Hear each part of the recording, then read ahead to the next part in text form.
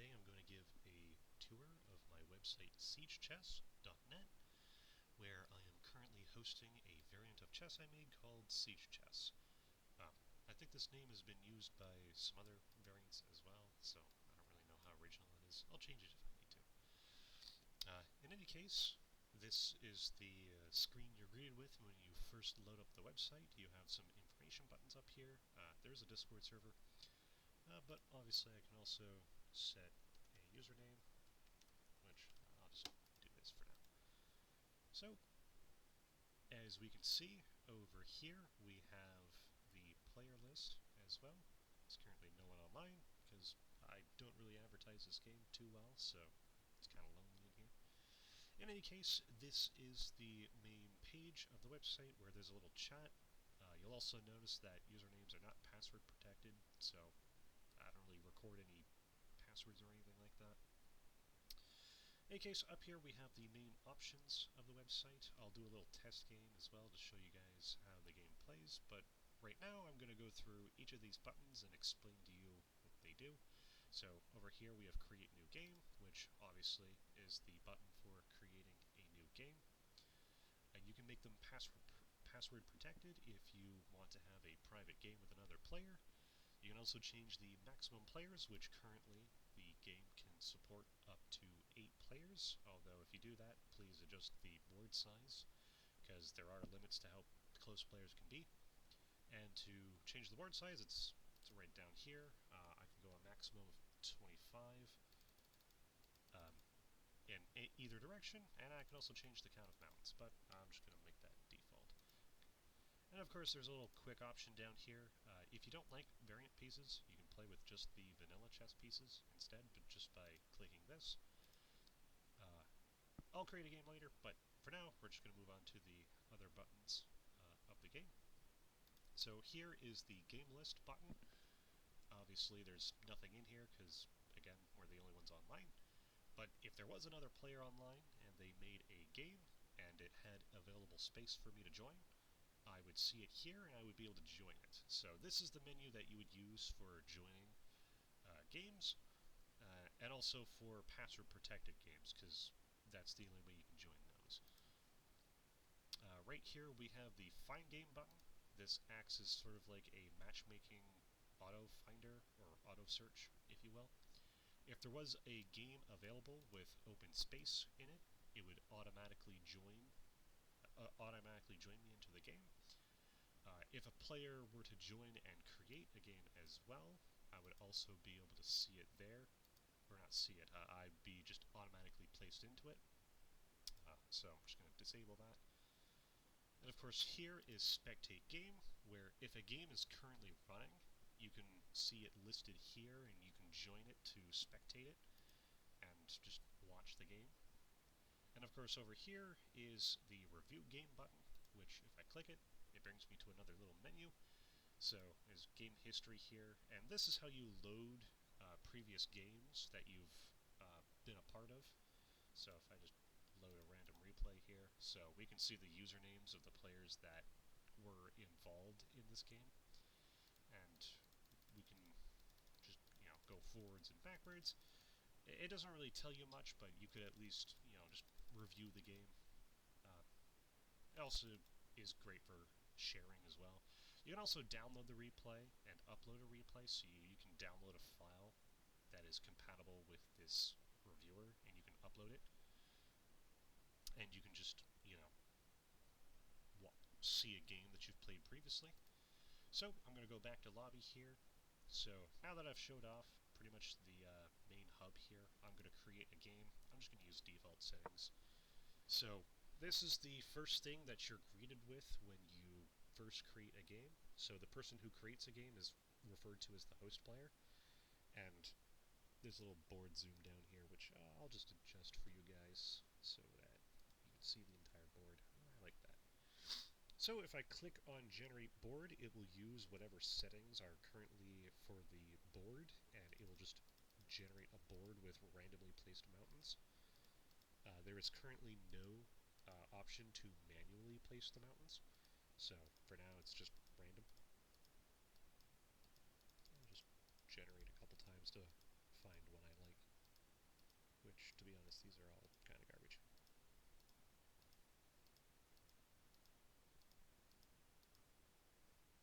Whatever.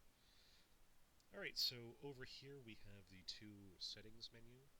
This is for modifiers that affect how the game runs, and then there's the main settings here.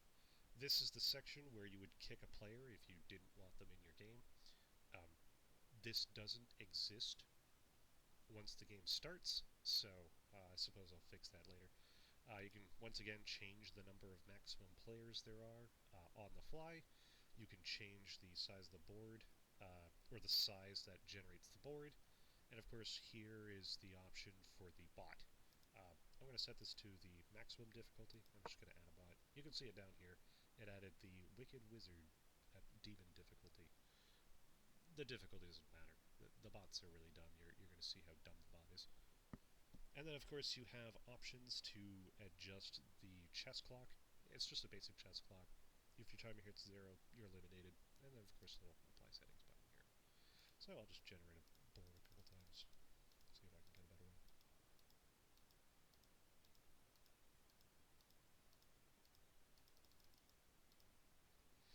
Alright, well, I'm not going to waste your time with that.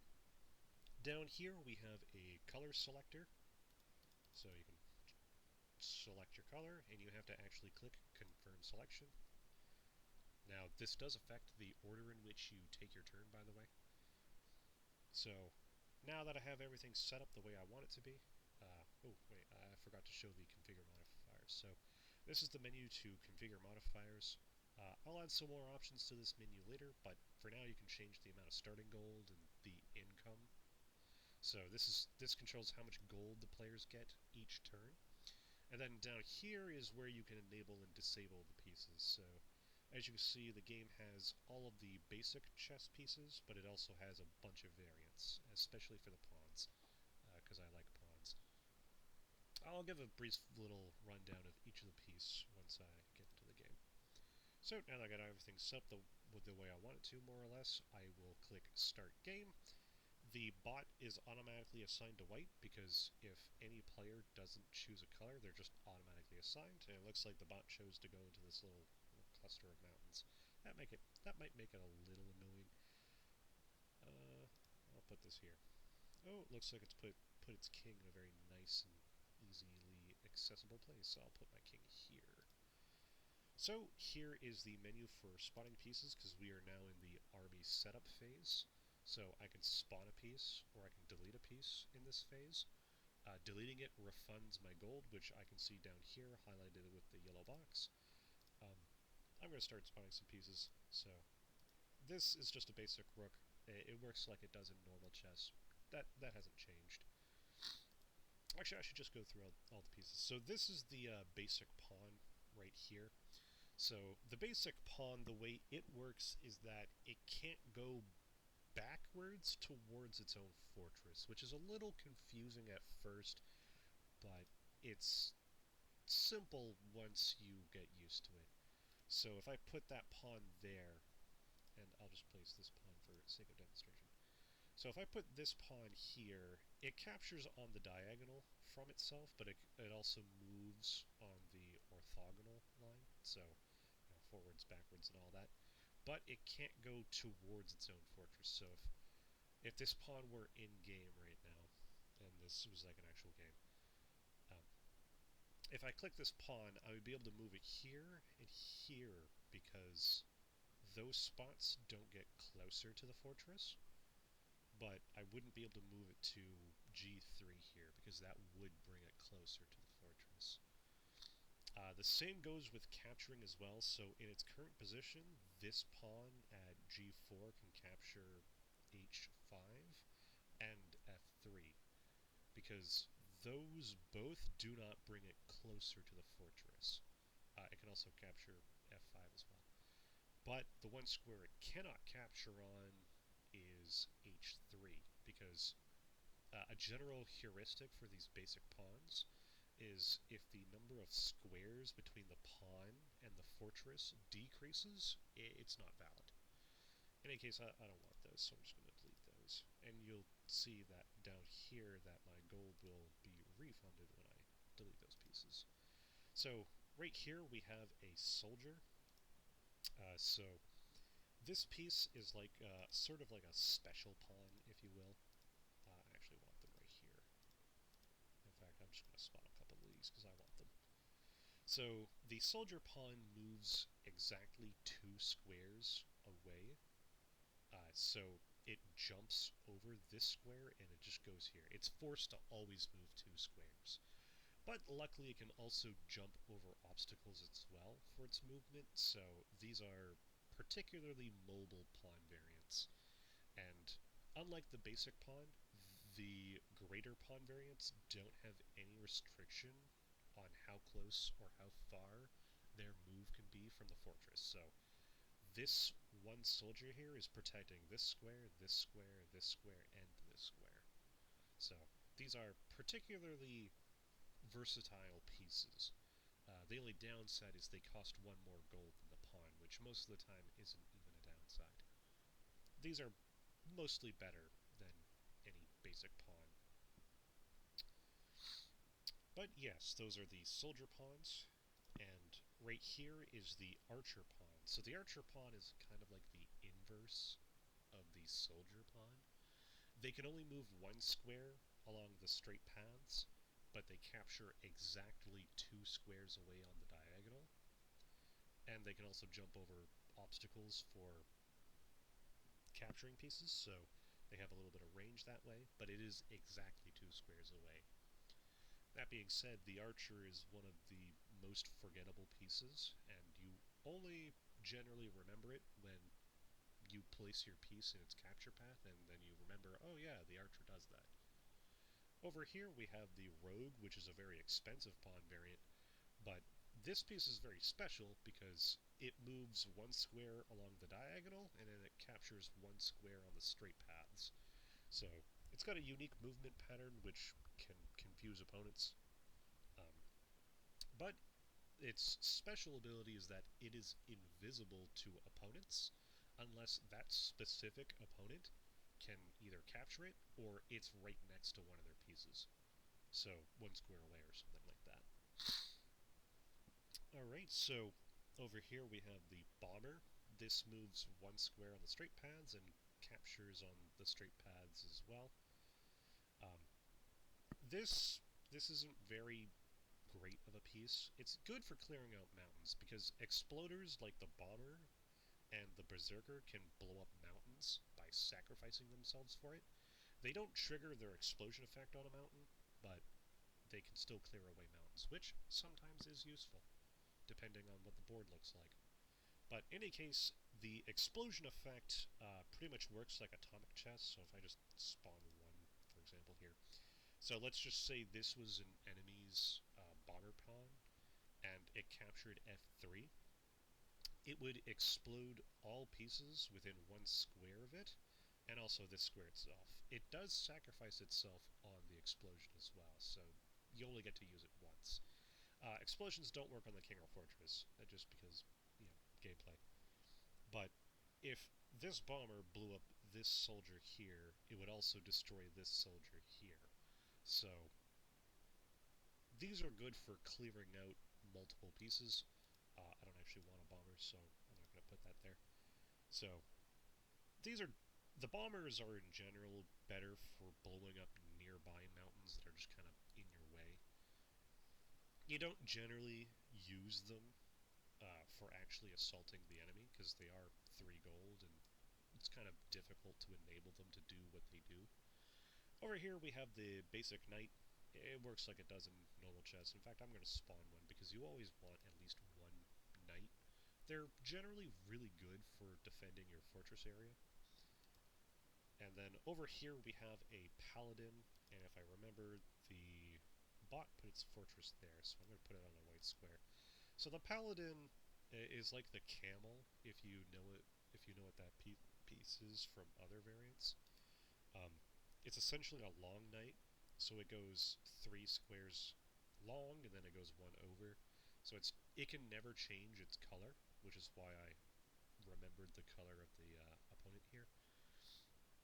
And so it's a long night. The paladins are always great for assaulting the fortress, so you always want at least one of them The other piece that's really great for that is the wizard, which I'll get to in a moment.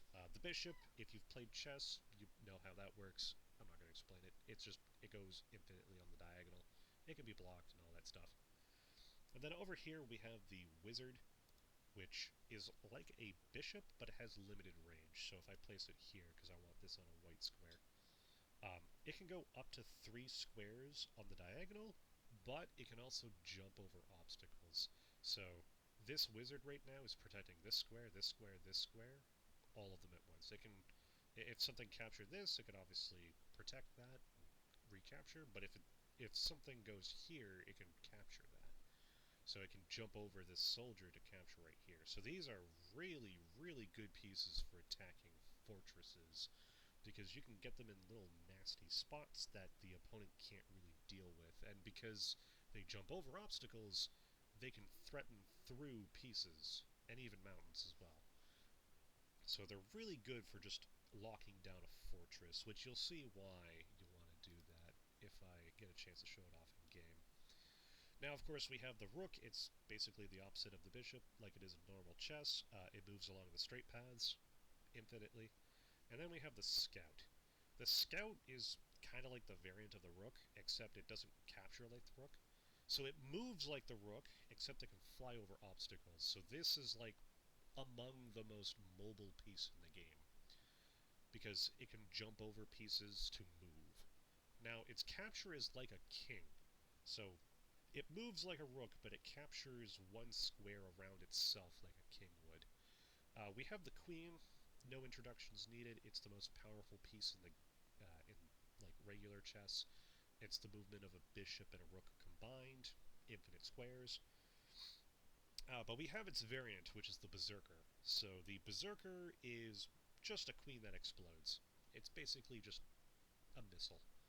So, like the bomber, it will trigger an explosion whenever it captures an enemy piece, um, which will destroy itself, the piece it captures, and all pieces within one square of that piece as well.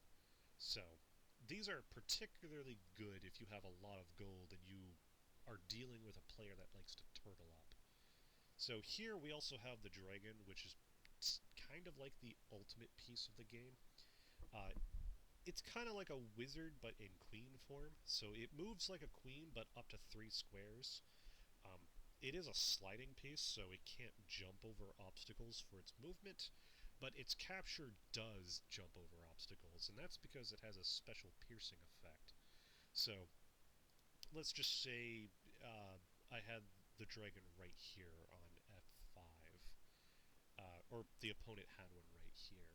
That dragon could capture my knight on I2, but because of its piercing effect, it also destroys the wizard and the soldier here in this path. So basically, if you capture at maximum range, it destroys everything within the line of movement. So the dragon is a really strong piece if you use it correctly. And then over here we have the general. Now the general is kind of like a variant of the king. It can move up to 2 squares, and it captures 1 square away, just like the king. Except the king only moves 1 square. But the general can also boost the movement of your pawns, your soldiers, and your archer. And the way it works is any pawn, soldier, or archer within 2 squares of a general can move to any square within 2 squares of a general. So it's basically a pawn teleporter. It does not affect rogues or bombers, though, because I felt like that would be a little bit overpowered. Maybe I could add a little configuration for that so players could add that modifier if they want. Um, but yeah, that's the general, and then we have the outpost, which I kind of added to be like a little mirror to the fortress. So the outpost is a stationary piece. It has special spawning rules. It can only be spawned by replacing a basic pawn. So there is no promotion mechanic right now. I'm probably going to add one in the future. But for now, the basic pawn, you can replace it with an outpost. You can upgrade it to an outpost, and that will allow you to expand your spawning area by 1 square around the outpost. They're generally not useful on boards like the one you see right here. I'm just looking for a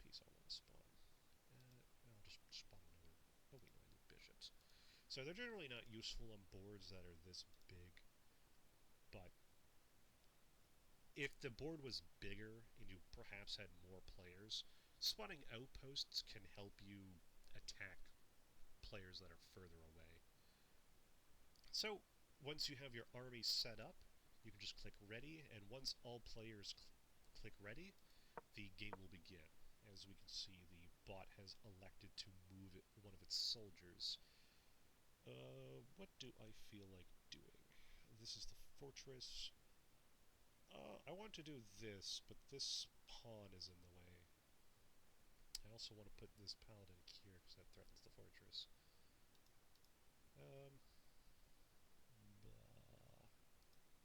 Well, first I'll just take some space. Let the bot be stupid.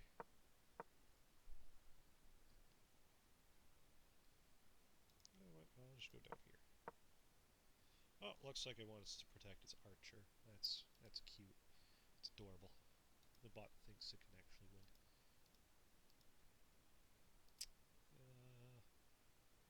Not gonna lie, this bot's actually kind of turtled up kind of nice. Oh, well, it's threatening the rook, so I don't feel like letting it do that. Oh, and you can see a classic example of how moronic the bot is. I mean, it is threatening my rook, so I guess I'll go back here. Well, that doesn't accomplish anything but lose a bishop. Or it attacks my wizard. Okay.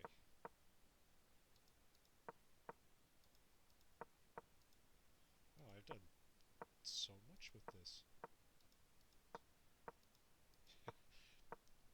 Real classic example of how the bot's really dumb. Oh, looks like it's put my king in check. So you can see over here that if your king gets placed in check, you can't spawn pieces. So I'll just move it there. I'm not really playing this to the most optimal level because, yeah, I'll be honest, I don't really need to try. I'm just demonstrating a game here. Oh, of course. The one time it takes my piece. Oh, why did I do that? Oh, let's take this, so. It can capture that paladin. I don't like that. Oh, of course it decided to actually do it. Alright, well, I guess I'll try to wrap this up. So the bot's stuck at 1 gold, so it's not spamming pieces. Usually the bot does get a little piece spammy. I'm just going to go down here, threaten the fortress with that piece. You are threatening this. I don't really care. Oh, you actually took my bishop. That's unfortunate. I don't like that at all. But, in any case, I have one more wizard, and you'll be done. Oh, never mind. You captured that. I'm just going to finish it off with a scout. So, the scout captures 1 square of its away from itself like a king does, so that's why this scout is threatening this fortress. But I'm just going to put my scout here, and of course that doesn't do anything. Oh, you want to do that. Oh, of course.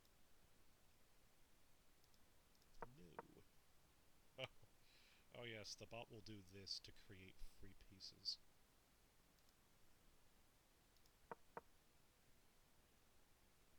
Wow, they really want that wizard dead.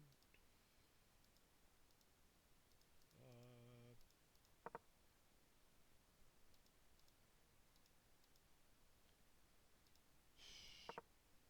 yes, now I can capture this.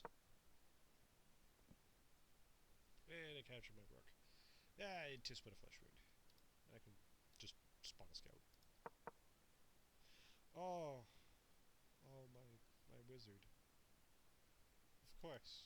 Why would it be anything? Why would it be any other way? Oh, wants to threaten my king again. Ah, you can capture it.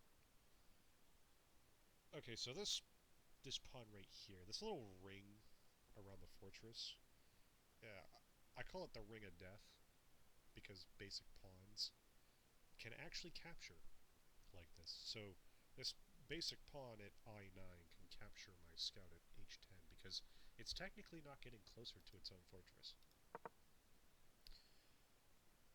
I'm not sure why the bot's being so good at the game all of a sudden. It's not supposed to be. Alright, now if I go here, I'm pretty sure I win. Okay, cool. Alright, so yeah, that's pretty much how the game Siege Chess works. If I click quit game here, I can download a replay if I feel like it. I don't really feel like it, so I'm going to go here. So yeah, that's the website. I thank you very much for watching the video, of course, and I hope that you enjoy checking out the game, and that if you happen to join the lobby, there's actually some player here. If not, you can also add the bot. You just have fun seeing how stupid the bot is. I'll try to improve it in the future. I'm not the greatest at programming, so I don't really know how to do that yet. But yeah, thank you very much, and I hope you have a great day.